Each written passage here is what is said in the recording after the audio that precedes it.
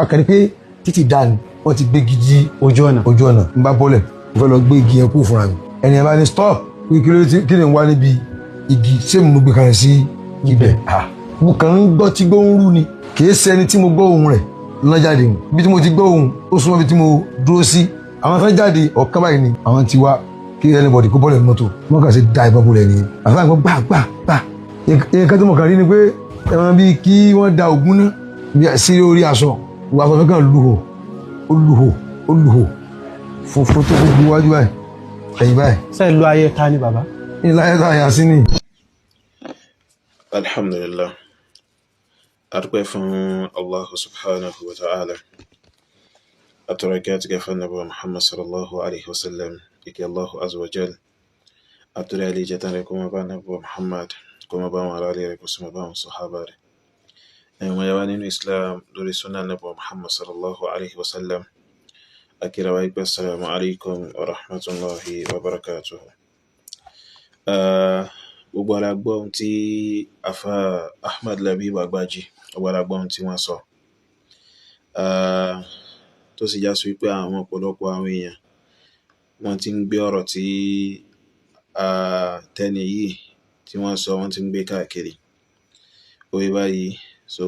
orí ìrànà àwọn èèyàn ni wọ́n ń gbé káàkiri àtàwọn mùsùlùmí àtàwọn tí wọ́n yìí ṣe mùsùlùmí so àwọn ẹni tí wọ́n ń fi ọ̀rọ̀ náà ti sí bí pé lámbà ni àbírọ́ ni àbí kò rí bẹ́ẹ̀ nǹkan kan bẹ́ẹ̀ oye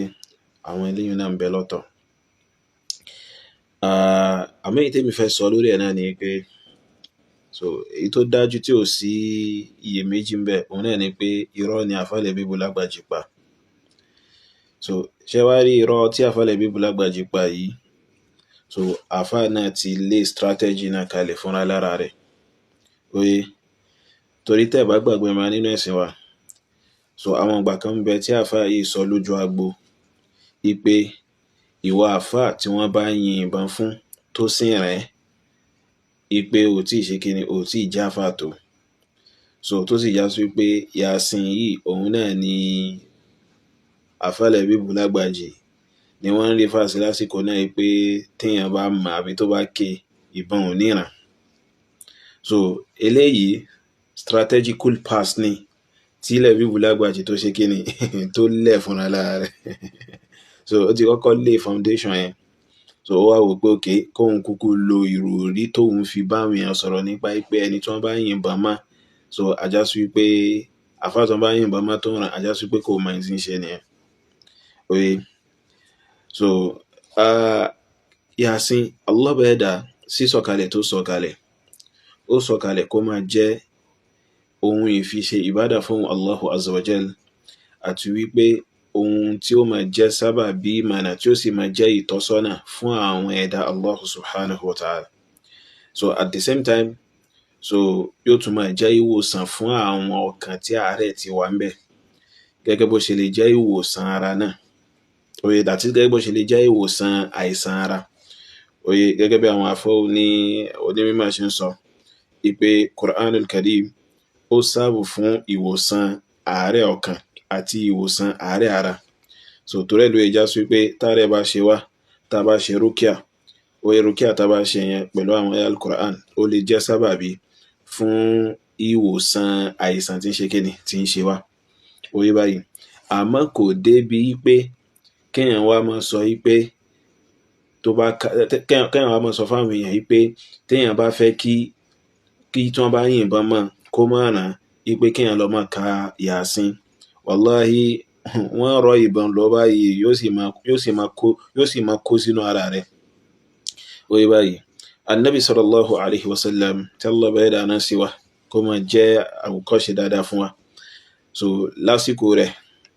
tánú sọ́dọ̀ mo bá ń lọ sójú ogun a máa wọ ẹ̀wù irin so Yasin bẹ́ẹ̀lẹ̀ annabi sallallahu ka Yasin láti fi já sí pé kí yíyún máa jẹ́ kó máa jẹ́ in tó já sí pé tí wọ́n bá fi fẹ́ gbé ìdálé kò ní wọlé yóò wọ ẹ̀wù irin ni so tí Kùránì bá jẹ́ ìwòsàn fún àárẹ̀ tó bá jẹ́ ìwòsàn fún àárẹ̀ ọkàn àti àárẹ̀ ara tí ń ṣọmọ ẹ̀dá ádámà so kò débi pé kó máa sọ pé tí wọ́n bá yìnbọn mọ́yàn tó ń tọ̀hún bá mọ Yasin kò ní ran ń tọ̀hún kò débẹ̀ rárá àti rárá. Eléyìí àsangbọ́nà ọ̀rọ̀ ni. Oye, so àsangbọ́nà ọ̀rọ̀ ni.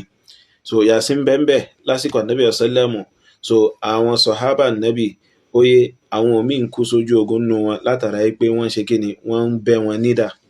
látara pé wọ́n ń gún wọn ní ọ̀kọ̀, so àti bẹ́ẹ̀ bẹ́ẹ̀ lọ. So ṣé wọ́n lo ayẹ́ṣẹ̀ wá fẹ́ invent ló ṣe fẹ́ discover yìí pé Yasin a máa ṣogun kígbẹ́ àbí a máa ṣogun ayẹta? So bàbá ńlá ọ̀rọ̀ ni. Oye, so torí ẹ̀ nílẹ̀ Bíbù Lágbàjì ṣe lé pàṣẹ nítorí tó ti ṣe kíni, nítorí tó ti sọ tẹ́lẹ̀. So àbí Allah bẹ́ẹ̀ dà kó má ṣàlà ó máa kó ń bí àwọn àsọgbọ́nú àti àwọn sọkúsọ, so táwọn ẹlòmíràn kan máa sọ láti fẹ́ fi gbayì níwájú àwọn èèyàn. So ẹ̀sìn wa yìí kì í ṣẹ̀sìn pé kéèyàn ṣe láti fẹ́ fi gbayì. Kí ni tí Allah bẹ́ẹ̀ dà ní ká ṣe, kí sì ni tánàbí sálẹ́mù ṣe lẹ́sìn, so táwọn sọ̀hábà rẹ̀ sì nínú rẹ̀, so in tí wọ́n ń pè lẹ́sìn nìyẹn. Ó yí báyìí. So àbí Allah bẹ́ẹ̀ dà kó má ṣàtọ̀ àfẹ́rẹ́ Bíbù sọ́nà, kó sì fi ẹsẹ̀ àwátàwà lórí òdodo kó fi sọ́nà lẹ̀ lórí rẹ̀. Barakallahu.